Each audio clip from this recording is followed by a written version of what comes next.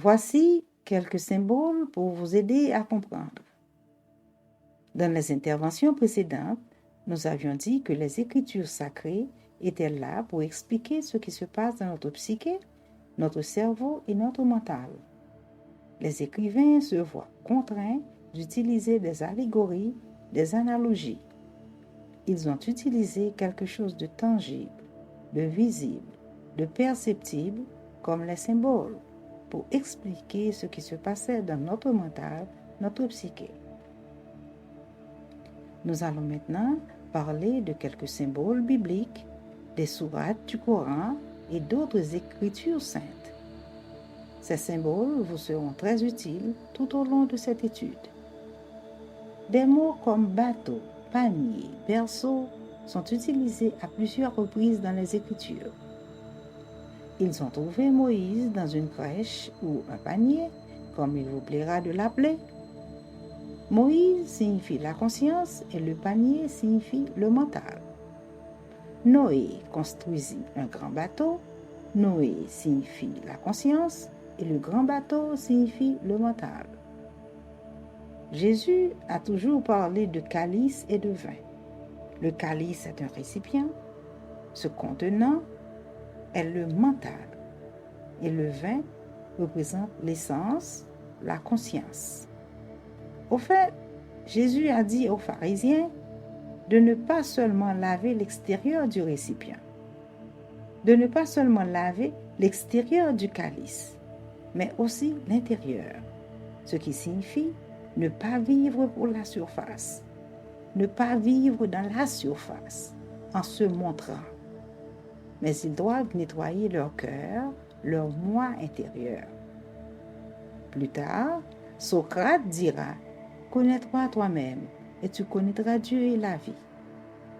Ce sont là quelques symboles pour vous aider à comprendre le mental et la conscience. Dans les présentations précédentes, nous avions dit que la vie et Dieu sont symbolisés par la lumière.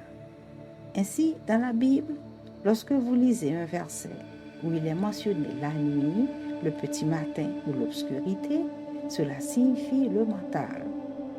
On parle du mental. D'autre part, lorsque vous lisez un verset où l'on parle de la journée, d'un soleil brillant, il s'agit de Dieu et de la conscience. Aussi, les fleurs symbolisent la conscience.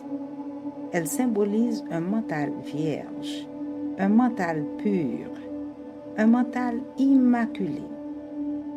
Le lys blanc est utilisé pour les cérémonies de mariage, car il est d'un blanc pur. Il symbolise l'innocence et la virginité.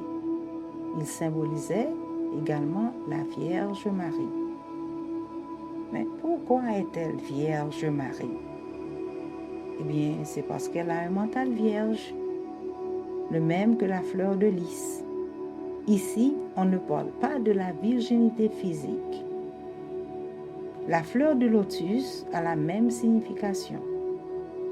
La rose est à l'origine du mot rosicrucien et rose quoi.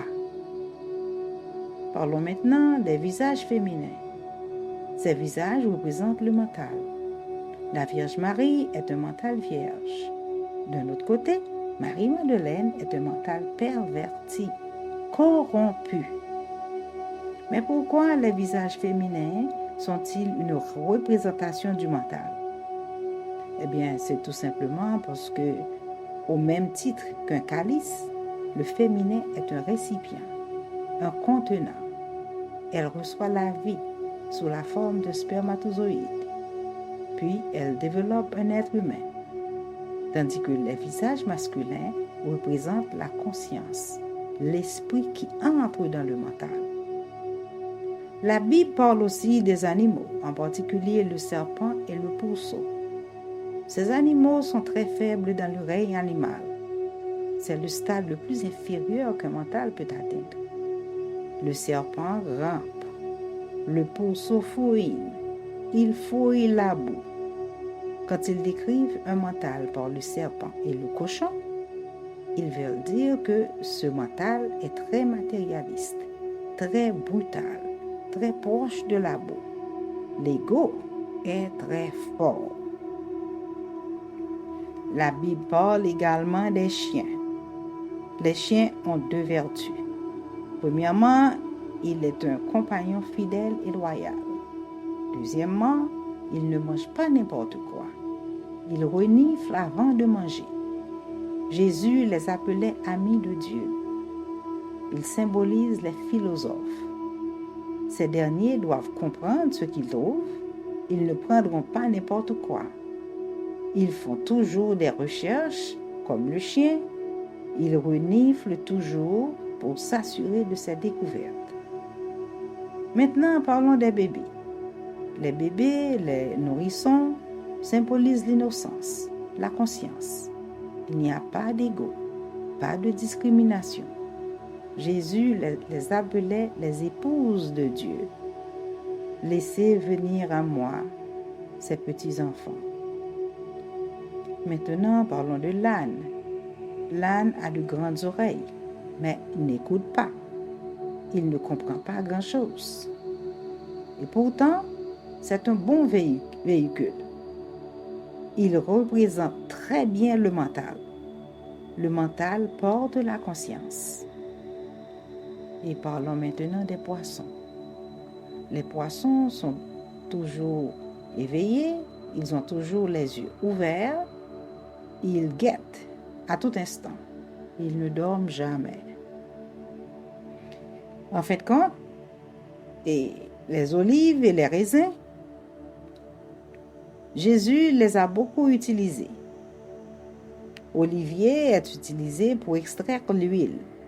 Le raisin, qu'ils appellent vigne, ils y extraient le vin. Ces deux produits ne se détériorent pas. Ils disent que Jésus a transformé l'eau en vin. Ceci symbolise qu'il a changé l'eau en un produit inaltérable. N'oubliez pas que le vin est vieux, autant que le vin est vieux, le meilleur qu'il devient, contrairement à l'eau.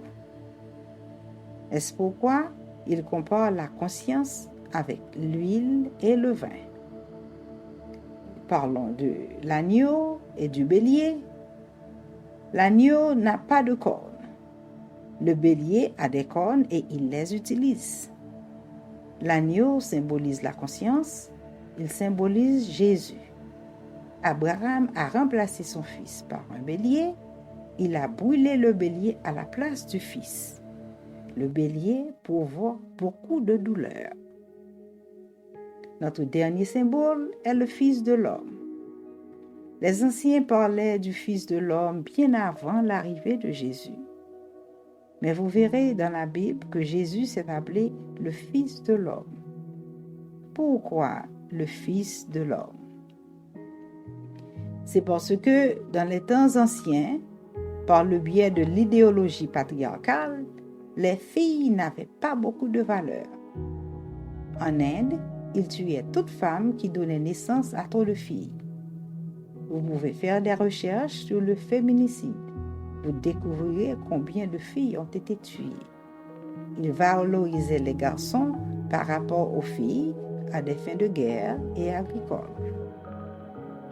Alors Jésus se décrit comme la conscience et le féminin est le mental, le porteur. Et comme vous le savez, le mental peut être pur ou corrompu.